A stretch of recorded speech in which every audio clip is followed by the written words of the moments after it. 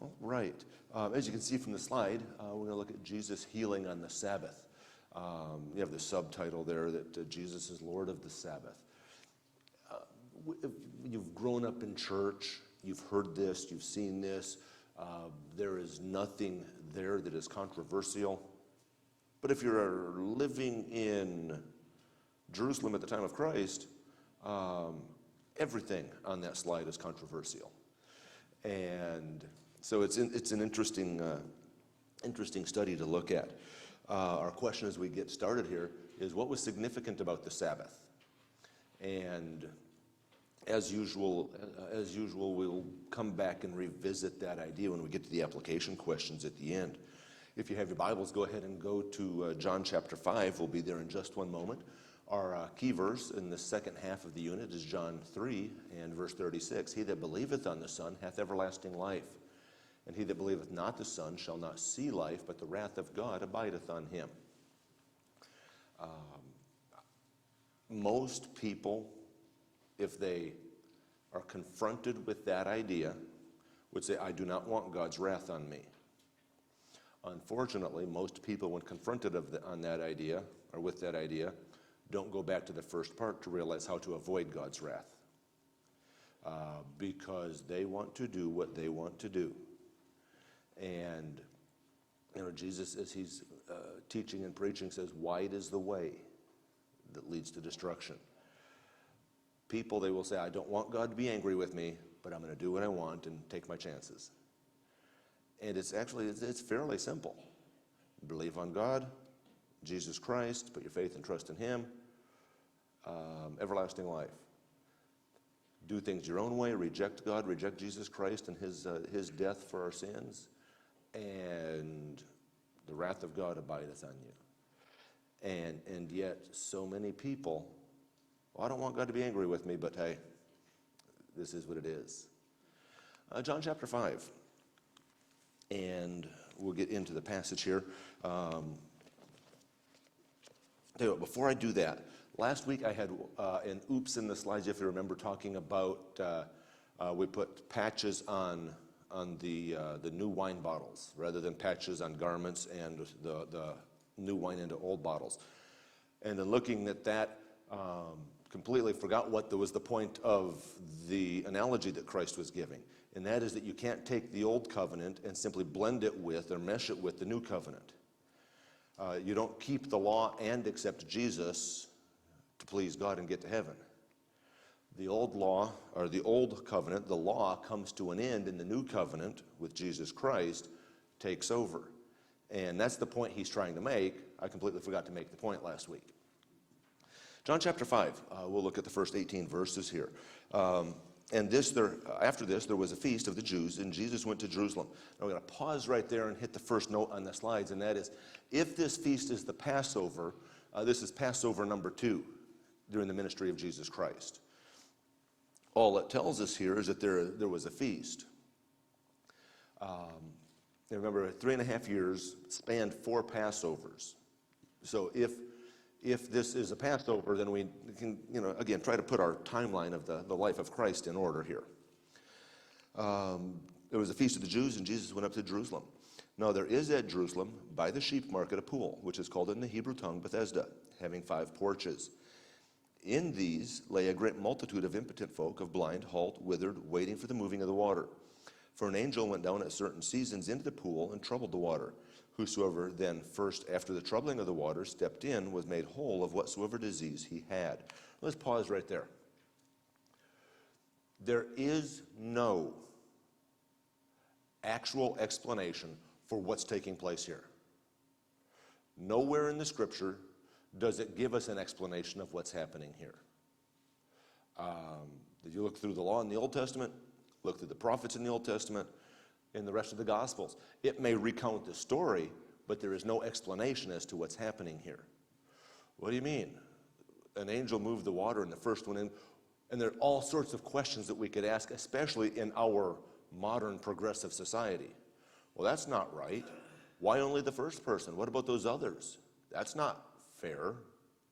I mean, can you think of the questions that would be asked by everybody? If the news media were there, then they would have a heyday.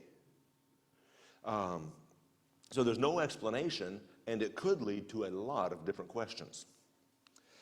There was a certain man there which had an infirmity 38 years. He was in a bad way. And when Jesus saw him and knew that he had been now a long time in that case, he saith unto him, Wilt thou be made whole? The impotent man answered him, Sir, I have no man when the water is troubled to put me into the pool.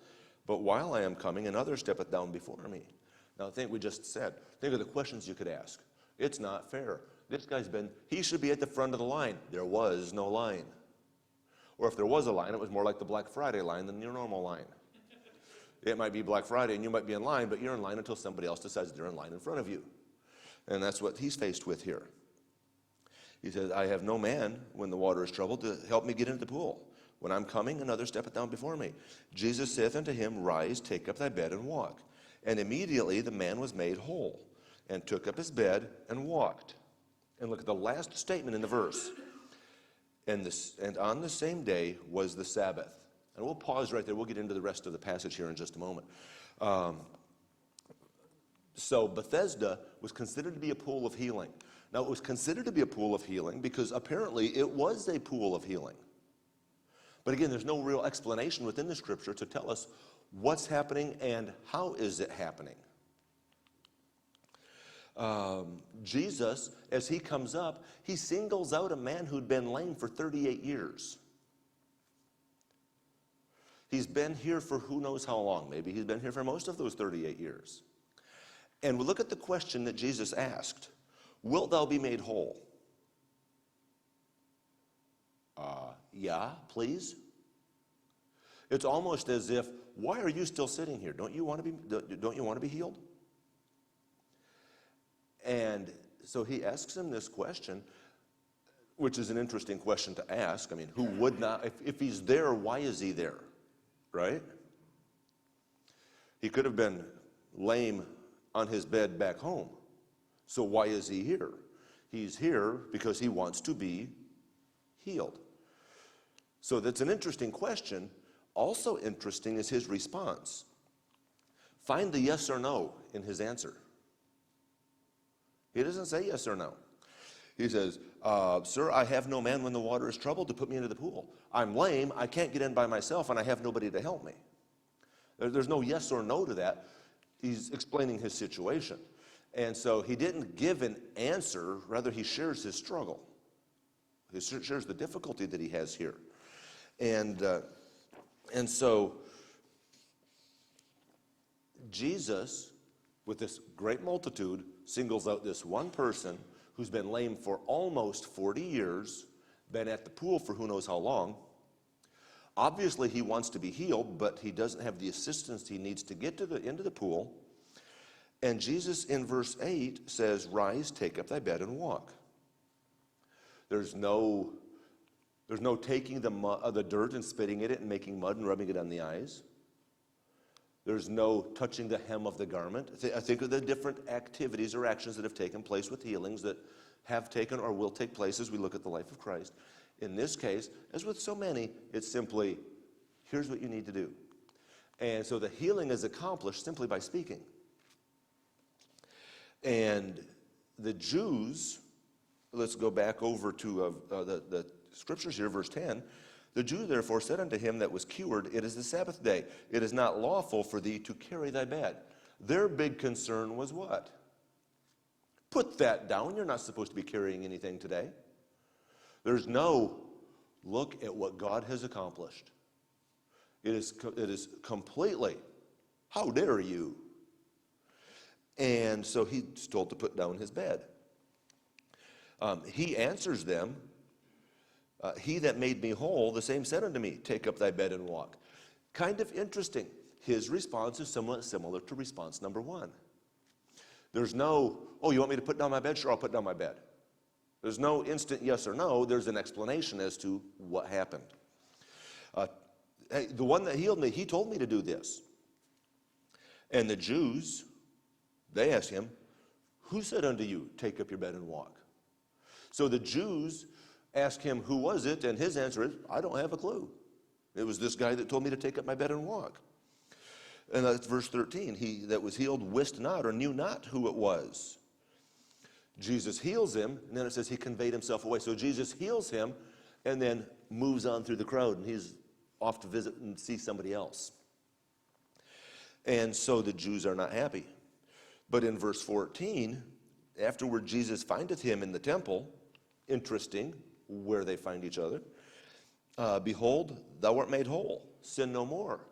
Now, in other instances, Jesus has either healed somebody or said, which is easier, to say, take up thy bed and walk, or to say, thy sins are forgiven. Well, you know what? So that they will know that I can do this, your sins are forgiven. Take up your bed and walk. In this case, two different meetings, same individual, both statements. And so he meets him here in the temple. He says, behold, thou art made whole, sin no more, lest a worse thing come unto thee. The man departed and told the Jews that it was Jesus who made him whole. Now, if the man has been lame and been at Bethesda for who knows how long, does he know the animosity that is building in the heart of the Jews toward Jesus? Possibly not. But he's been confronted by the Jews, so possibly. So the man goes and tells the Jews, verse 16, and therefore did the Jews persecute Jesus and sought to slay him, because he had done these things on the Sabbath. But Jesus answered them, my Father worketh hitherto, and I work. Interesting statement, no misunderstanding whatsoever what he's saying there. Therefore the Jews sought the more to kill him. I always find that interesting. The Jews wanted to kill him. And now they're really angry, so they want to kill him more. Always makes me think back to Nebuchadnezzar and the 3 Hebrew children. I'm going to throw you in the furnace. You what? I'm going to throw you in the really hot furnace. And so they're not happy. They seek to kill him. And notice what it tells us here in verse 18. Because not only had he broken the Sabbath, but also said that God was his Father, making himself equal with God. And for those who would say that nowhere in the Bible does it tell us that Jesus is God, how do you explain that verse? It's not what Jesus said, it's what Jesus said, and they clearly understood him to be meaning. So look at the rest of the notes on this. The man did not know who had healed him, and the Jews were upset because the healing took place on the Sabbath. And that's an important thought to keep in mind. Jesus then claims that God was his Father. He doesn't say that, but he says, my Father worketh hitherto. My Father worked on the Sabbath, and so do I.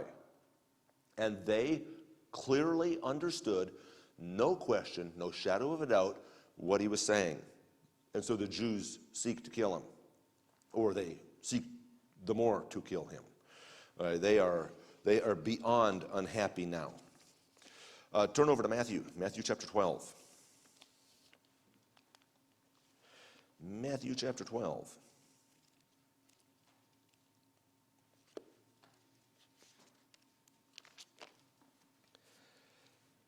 And beginning in verse 1.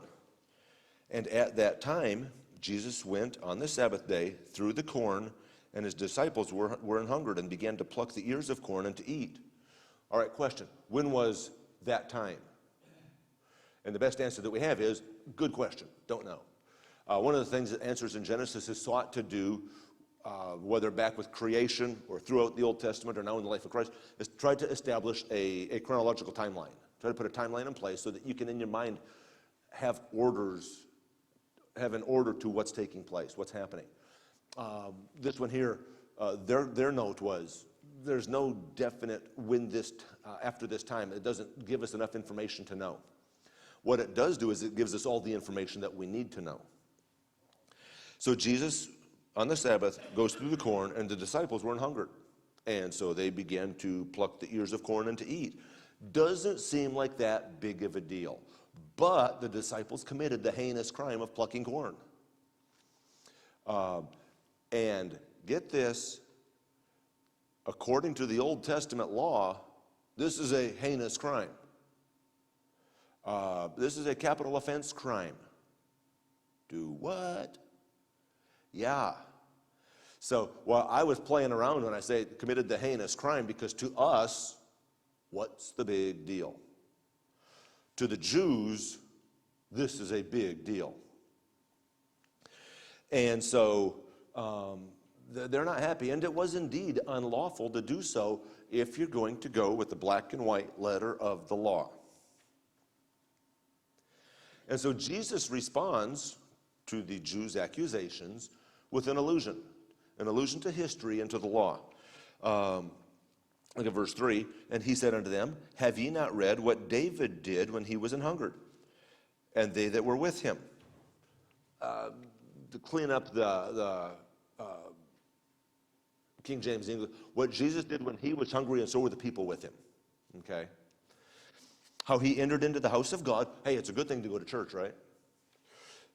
And did eat the showbread. That's a bad thing. Well, it's not bad to eat the showbread. It's bad to eat the showbread if you're not one of the priests. And David wasn't. He was hungry. He went into the house of God. He did eat the showbread, which was not lawful for him to eat, neither for them which were with him, but only for the priests. Or, so there's the history point, or have ye not read in the law how that on the Sabbath day the priests in the temple profane the Sabbath and are blameless? Hey, there's somebody that's working on the Sabbath. It's the priests. And if they're working on the Sabbath, why aren't they taken out and stoned? Because it's acceptable for them to work on the Sabbath. Now look at Jesus' continuing answer here in verse 6. But I say unto you that in this place is one greater than the temple. Ooh, there's an interesting statement. The temple was considered to be somewhat important to them. Like this was the significant place in all of their country. And this is where they go to make peace with God. This was the house of God. And he says, you know what? In this place. Now, where is this place? This place is not Judea. It's not Jerusalem. This place is where we're standing right here is one that's greater than the temple. Who is greater than the temple? The one that the temple is built for. Who was the temple built for? The temple was built for God. Again, it's not what he says, it's what he says and what they clearly understand it to mean.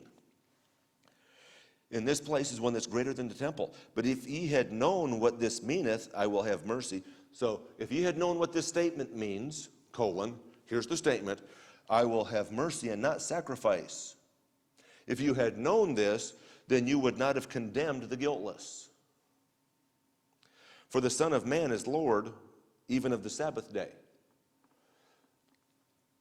Again, Jesus may not have ever said, I am God's only begotten Son. But Jesus said that in a number of different ways at a number of different times. He just did not use those exact words. And the Jews obviously clearly understood what he said, even though he did not use those exact words. And he leaves them at the temple and departed thence and went into the synagogue. That's where they would actually have their, if you want to say, their teaching and preaching locations. And so the timing is uncertain. The temple is highly revered. They meet in the temple. They're plucking corn. He gives an allusion to the temple and says, hey, the temple is important. I am more important because the temple is built for me. And they're like, no, yeah, There was no mistaking. They clearly understood what was happening here. And so let's look at the David passage here. I'm not going to turn back to it. Let's look at the notes, and hopefully you'll have enough familiarity with it to understand. David is fleeing from King Saul. When David is fleeing from King Saul, he is fleeing to something, but he's also fleeing for something. He's fleeing to hide for his life. Saul wants to kill him. And David asked Ahimelech, the priest, for whatever food was available. Well, this wasn't like the drive-thru at McDonald's. No, you might question whether or not they have food there. That's up to you. But this isn't like the drive-thru at Chick-fil-A. The line is really long, but hey, you'll get there eventually. This isn't like you're going to the diner, where they've got a menu of 6 pages. You went to the temple. They're not designed for hosting guests and providing potluck meals. That's not what they do. And so David says, hey, what food do you have? Well, wouldn't they have food for the priest? I don't know that the priest lived day and night in the temple and had their food available right there, because it does not appear that way. And Ahimelech says, we've got the showbread, the holy bread, the hallowed bread is the term that's used back in 1 Samuel. We've got this bread that is available. It is for the priests. David tells Ahimelech, well, give that to me. And Ahimelech surely does. He gives it to him. But only the priests were to eat it. And that shows up in this passage because Jesus is using this story, this recounting of this incident, to show that, you know what? In God's eyes, it's not so much the don't pluck corn on the Sabbath as much as it is, why was the Sabbath given to us? And then he has the second illustration or example here. Have you not read in the law that on the Sabbath the priests work? And that's from Numbers 28, a couple of verses there. The temple was highly revered. The tabernacle the same. I had put the temple here because that's what he's referencing, even though it's obviously a tabernacle in Numbers. So if you want to say the dwelling place of God on earth was highly revered. And Jesus says that to them, hey, there's one here that's greater than the temple. And they clearly, no question, understood the point he was making. In my mind, as I'm reading, I'm surprised that it doesn't tell us, like it does in other places, that they picked up rocks to stone him. Because later when he makes a statement like this, that's exactly what happens. They're not quite to that point yet, but their response is the same. Who do you think you are? That's blasphemy. Because he's referring very clearly to himself. And they understand that. They know exactly what he's saying. There's no misunderstanding. There's no, could you restate that in another way, please? Could you explain yourself? No, they didn't need a further explanation. They knew what he was saying. And so Jesus heals on the Sabbath. Honestly, from my perspective here at the end of 2021, what better time for the Son of God to heal? From their perspective, you're worthy of death. How dare you do this? And it was more that they did not want to accept him than it was that they didn't understand him. Well, let's look at our application questions. What are some present day examples of adding regulations to the law? Well, there's a good question. I mean, eat on the Sabbath? Or excuse me, pluck corn on the Sabbath, heal on the Sabbath? That's bad. And he tells them here that the Sabbath has a purpose, has an intention. And I'm sure that in modern Christendom, again, we've mentioned before, that's the big word for everybody that believes in a holy God. That's not the word for those that have very specifically trusted in Jesus Christ as their Savior. In all of Christendom, are there people who have added to the law of God? Oh, yes, more than a little bit. And the simple answer here is traditions and regulations often become so ingrained that they become equal to Scripture. There are a great many examples that we could use if we wanted to take the time and start pointing at other denominations, other religions, where what they do has become the 67th book of the Bible.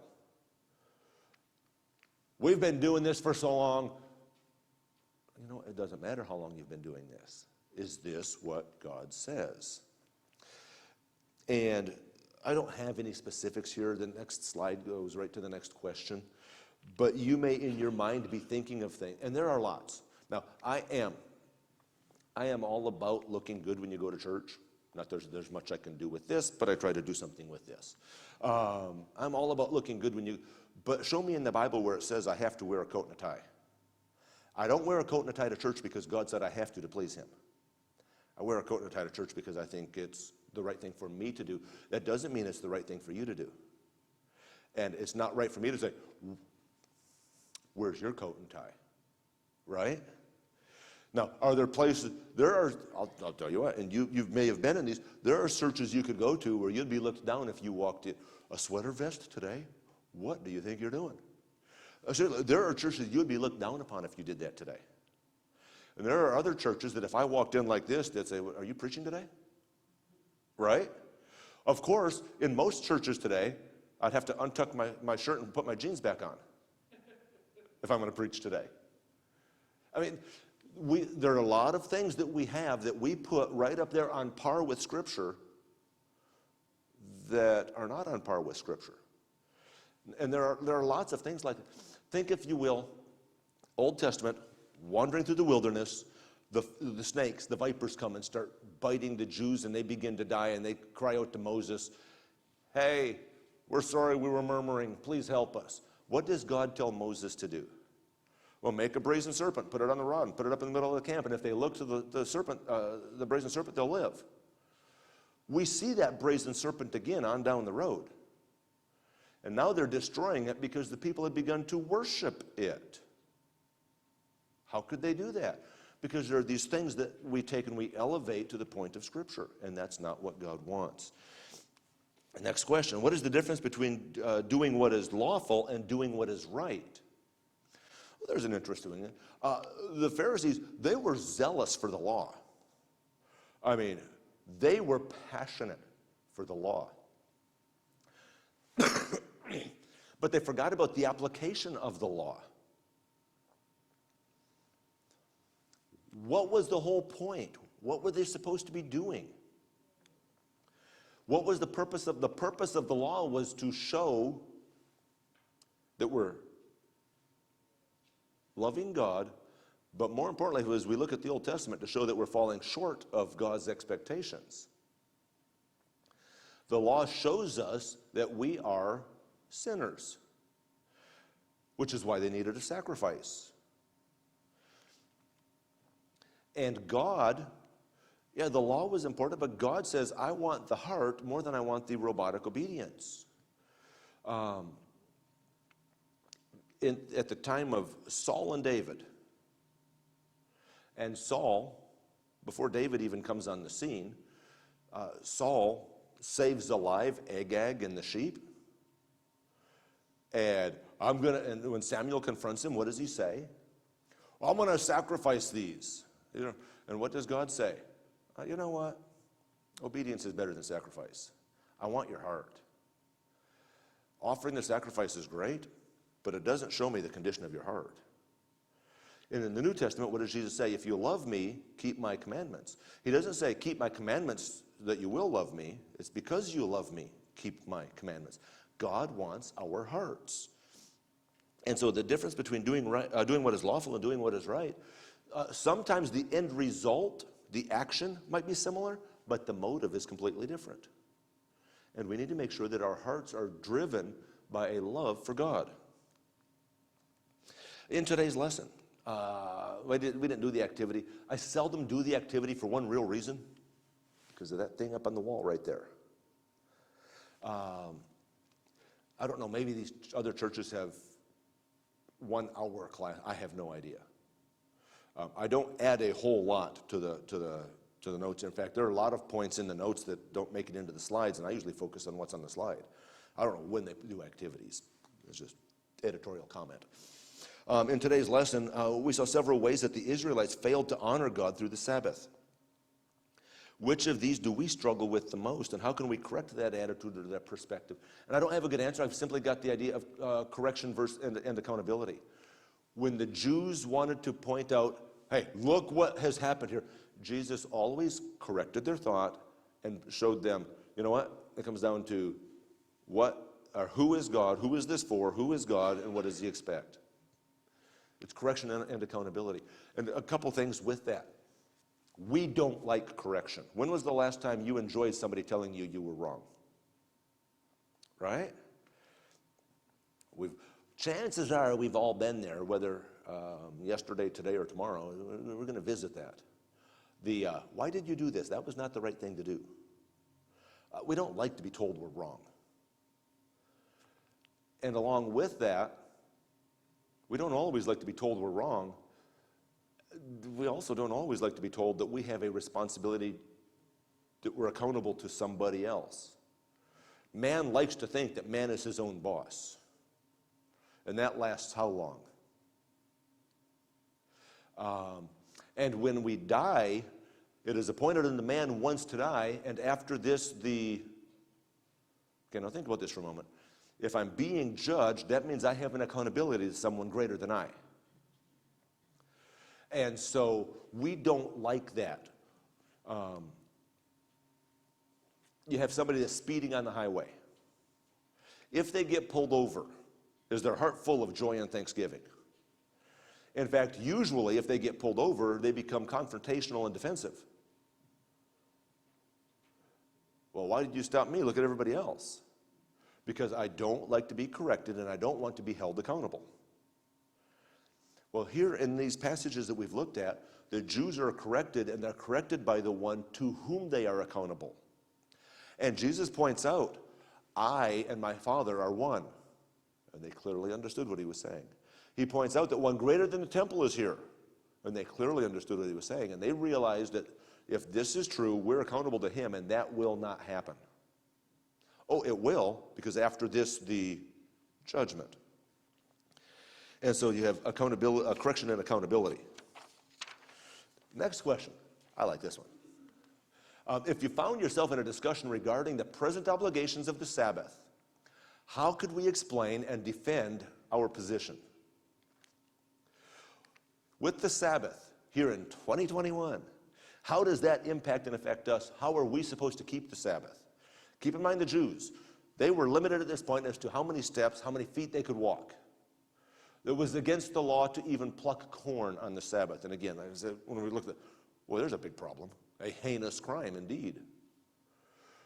But it was. So here we are in 2021.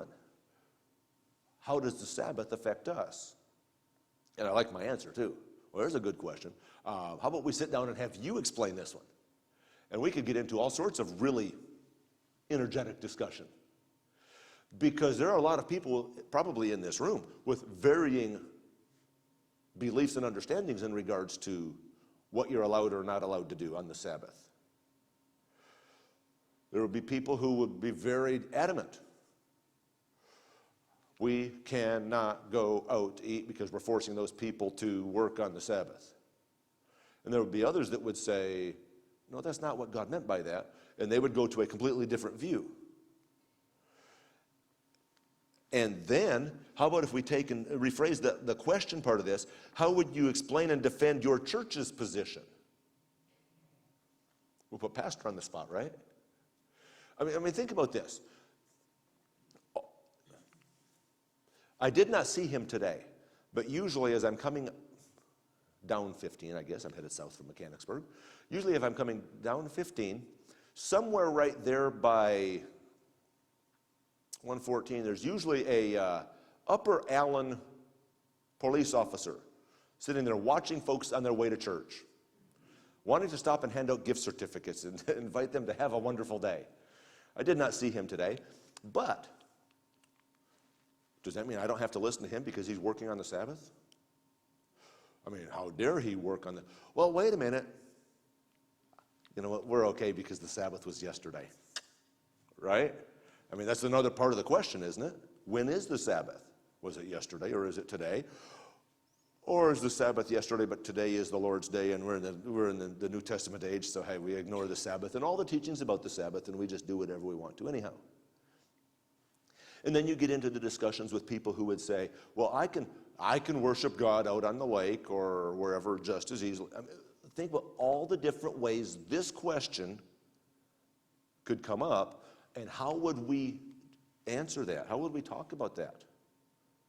Again, this is an application question, right? So it should be one that forces us to stop and think. And then the last question that we have.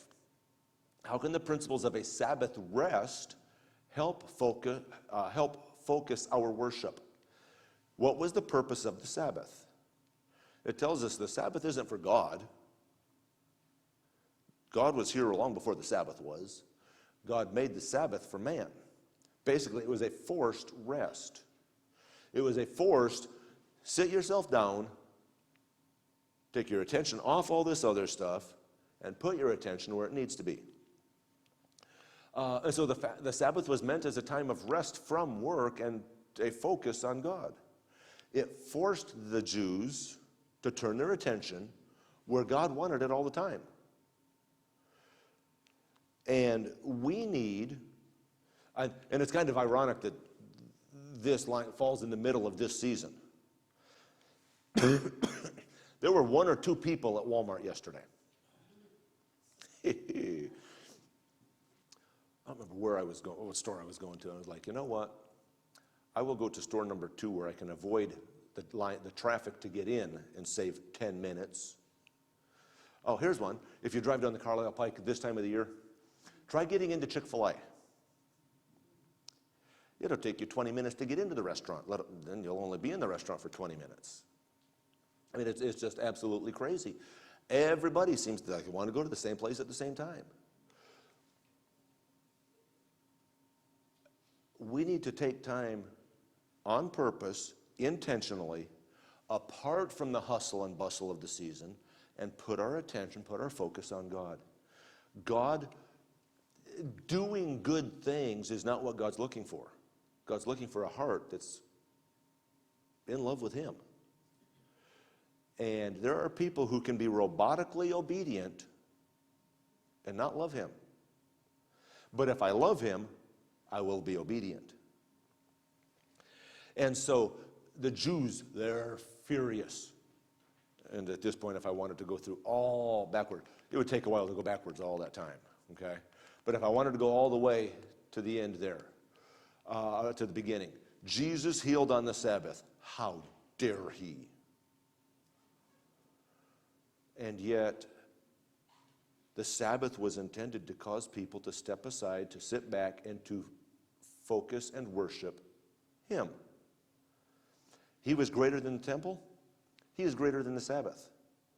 The temple was intended as a place to exercise worship and sacrifice to God. The Sabbath was intended to give man a very definite opportunity to worship and to obey God. And they did not understand it. They did not believe it. They did not, and again, the Jews sought the more to kill Him. How dare? Why? Because He was interfering with their way of life. Here we are now in 2021. If Jesus were to come down and walk amongst us today, do you really think that we would receive Him with open arms? No, because He would interfere with our American way of life. We as believers need to say, God, help me to follow your way rather than my way. I mean, I want to do things my way. We just do. The natural tendency of man is to find the way that pleases Him and to go marching headlong into that direction. And God says, find the way that pleases me.